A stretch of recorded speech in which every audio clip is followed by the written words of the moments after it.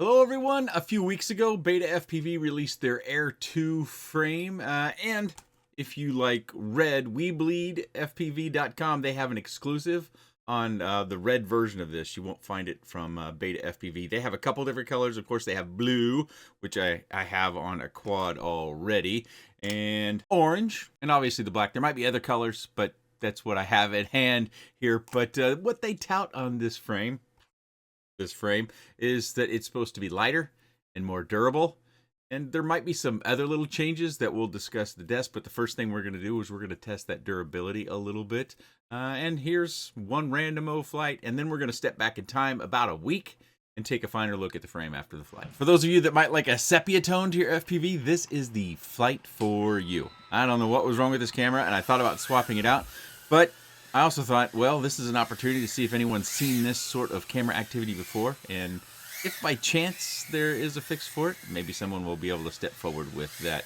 Now, I do have the camera angle raised more than my normal amount, and I'm on the verge of being out of control pretty much the entire time, and this flight will have a few crashes in it. I flew this inside for, I think it's a week, but, you know, I'm getting up there at age. It might have been longer than that. And I did a recording before I started any of this, kind of going over the frame, and that will be after the flight. But the reason why I moved it up and I flew it exclusively inside is to test that durability.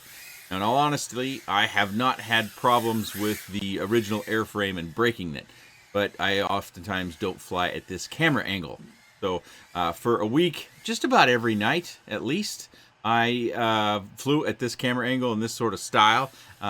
All over the house. I think I ran about 10 batteries. Generally this kind of, later in the evening sort of time as we get closer to school going. I've got a few things to take care of with the kids after school, but so I've been flying this around, trying to test that durability. A short story is I certainly didn't break the frame. I think there's also something else that you might want to know if you don't want to watch the second part of the video. I think it might be a touch, and this could be a placebo, a new product effect. It could be a touch more rigid or firm from motor to motor when you kind of twist things and move things. And I kind of felt like I could feel it. I did not change the tune to the Air 65, the components that I put in the Air 2 frame, but it kind of felt like it was a little bit harder or firmer in the hard response. I'm sure I could have changed the tune and maybe made that back to a little bit smooth, but that was something that, this should have been out for a while, so maybe some of you already have it and can confirm or deny that.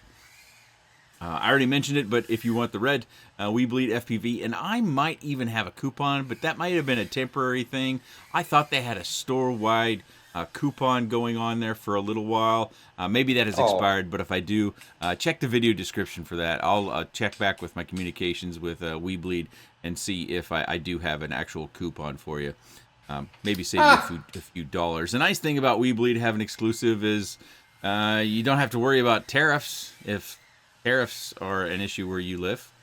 So maybe that's a benefit as well. I think we're going to end up seeing the Air 2 frame on pretty much all of the Air 65 series. And maybe some of you have recently ordered an Air 65 and you received it with the Air 2 frame. I wouldn't be surprised at that at all. So if you've been looking at the Air 65 and you were wondering about whether you would receive the Air 65 2 frame or not, I can't tell you for certain, but I would expect there's no reason to make the older version. So I would expect that, yeah, you would get it. But, that's always subject to change. Flight ended. We had a couple little crashes there, but I'll show a little bit of my crashier flights as we get through the desk review portion. Now, of course, we're going to start with the weights. So let's start with the original Air 65 frame. I guess you call this version 1. 2.65-ish grams, 2.65. Start with the same color even. The Air 2, so 0.05 grams less. That's not much. Honestly, I kind of looked for at least a tenth of a gram. Let's check the WeBleed Special Edition. Maybe red is lighter or heavier. And no. Oh, maybe a touch. Maybe just a touch. And just for my own curiosity, because my Air 65 that I have originally, they don't have this board in them. They have the smaller board that I think it does come in a little bit lighter. And because I'm going to transfer these parts into I think I gotta go blue. I gotta go blue. We're gonna transfer these parts. I think I also will see if I've got some Rennie or peak screws and use those as well, just to kind of lighten things up. And if you didn't see the video on the pickled whoop from Game Hat Aerial, they also take the back of this off. So I think I might do that as well, see how much weight we can save using these components, of course. So what does this weigh originally? 17.25 grams. So we'll get that 0.5 and transferring over to another frame. And then I'm hoping to get down below 17, maybe 16.8. Put your guesses if I'm able to find some different screws to use. What you think the weight will be, and then we'll come back in a week and we'll take another look at it. There are a few things that I discovered with the frame that are different than the original as well. It's pretty obvious, but if I line up the Air 65-2 to the original, we have fewer spurs, or struts, if you want to call them that. They seem to be strategically placed in kind of our common impact areas, and then for rigidity as well. I also, if you lay them over the top and I get this lined up well with the camera, we'll see that they've moved this strut that used to be further out, further in. I suspect that is to, excuse me, I got that wrong. I wanted to go this way. But they've moved that strut that was in further out, and probably to line up with those struts. And oddly enough, this one only has the one, what we call arrow, I guess. Don't we call it the arrow to indicate the front or the back? There was at one point in time some controversy about that. But they now have two, which I find curious. But that's another area we could possibly save some weight. I think I'll get my Dremel out and shave the triangle off of here and just have a straight bar. That's probably going to be a little bit tedious. I think I have a better view from down here. So I'll Dremel that down, see what that saves us as well. But I was talking about some of the other differences. So this area was flat. It's all, I don't know, that probably doesn't come out well in camera, but it's all very, very flat. But on the new version, it's got these little 3 spots just outside of our motor screws. That's a nice change, especially if you live in a house like I do with hardwood floors. So when you come in, if you have metal screws, a little less likely to scratch your floors up. Or if you hit a painting or a picture or a TV screen or something like that, it will decrease the potential for those metal motor screws to be tapping on those surfaces. So that's an interesting thing.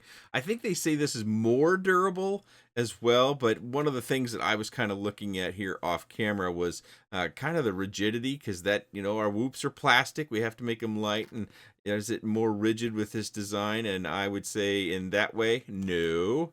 So what about this way? This is high science right here, right? It might be a touch, maybe a touch more rigid that way. Let's go front to back or nose to nose. That feels, for the most part, pretty stiff as far as, ooh. I specifically noticed it with my left hand. So we might actually have a little bit, a touch, like I say, high science, extra rigidity when it comes to the frame and, going this way or this way. I think I felt it more this way than I did the other way. But those are really the differences and the changes that I'm going to make as I transfer this over and spin it around. I would like to use the red. Matter of fact, if the blue was a bright blue, like a bright blue, I'd probably go that way. But red is very attractive. We have the HD0 goggles. They come in red.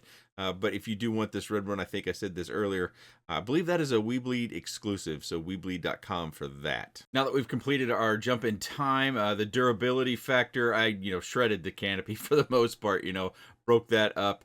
That came during probably one of the last couple flights. I just kept flying it with the camera the way it was, and it would wiggle around. You could see I did my modifications that I talked about with I shaved the arrows off. I took the back off of the battery connector. I also used these non-metal screws that I got from Tiny Whoop. But something that's interesting, if I bring in my original, you can see this whoop is kind of deformed and it's kind of lumpy. For some reason, this particular one, I must do a lot of right-hand turns and cut them too short. But this frame did not suffer that at all. I don't see any stress points on the struts supporting the whoops themselves, or the other structures. Whereas here I see it, and I see it down below. I don't know how well it comes through camera. Right above my finger down here, as well as right above my finger over here. the additional stress points on those. So we just didn't see that in the new one. So that would lend some credibility to the durability factor. You can also see on my original how I had to mark it so I would know which one I was flying a lot of times. My props did get chewed up a little bit on this one. So obviously these are bending enough, or I'm somehow hitting the props. This one's a little bit chewed up as well on the very end, if that comes through on camera. So as far as durability, I wanted to make sure I showed you that, but also the weight. So you can see here our original image of the Air 65 as I received from Betafpv with the Air 2 frame is 17.24 grams. And now with the modifications that I made and the breakage that I have in the canopy, 16.59 grams. So I was able to save about 3/4 of grams in those modifications. And then 16.59, and then my original that had the diamond shape board, we oftentimes refer to those. It goes back up to 17.34, which is actually more than the original airframe. But my lightest whoop that I have on hand is going to be this little guy at 15.18. I used a camera that a lot of people don't necessarily like. I believe the Nano 3, Runcam Nano 3 camera. It's not as good as the original. They changed lenses during the COVID, and I made a few other modifications. It's oddly enough running, I think, the same props. I changed the battery lead for this little tiny wire, and I didn't use any heat shrink or anything back here. I did use non-metal screws. So all those combinations of things, as well as shaving the canopy down as much as I thought was reasonable to still provide some protection, got me down to 15.2 grams on this build. So while I didn't break the frame, I think there are other improvements. And like I said early on in the video, I think we'll see the Air 2 frame on Air 65s if you were to order one in the future. Maybe they're already shipping them with Air 65s. As far as the price point goes on these, pretty inexpensive. We Bleed FPV is going to be a little bit more expensive, I suspect. But I see the Air 65 2 frame directly from Betafpv. That would be the non-red colors. It looks like they have a purple, orange, blue, and a clear or white for $4.99. I did find a site on AliExpress. If you like to order from AliExpress, they have them for $4.68. And if you're a Whoop builder, I kind of think that's going to be the frame you're going to go to for the most part when it comes to 65mm at the very least. Again, I'll link them down in the video description. Use your keyboard, do your Google foo. If you don't like to click links, that's fine by me. And if you do have any comments, questions, suggestions, or otherwise, please let me know down in that comment section below. I appreciate your time. Thanks for watching.